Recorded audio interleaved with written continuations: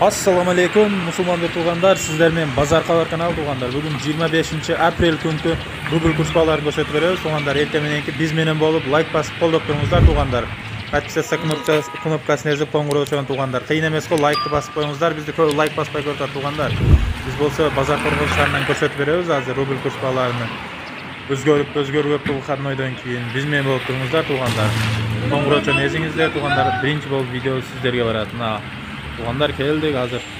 Айыл банкта рубль 95, сатылышы 1.07, доллар 85, сатылышы 86 болот.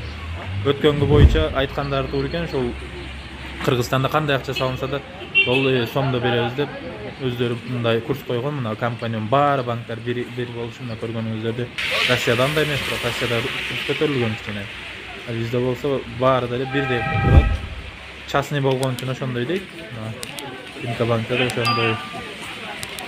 Туғандар, Капитал банкта 95, сатылышы 1.05. Биз менен болуп туруңуздар туғандар. Ар саат сайын көрсөтөбүз, 2 саат сайын.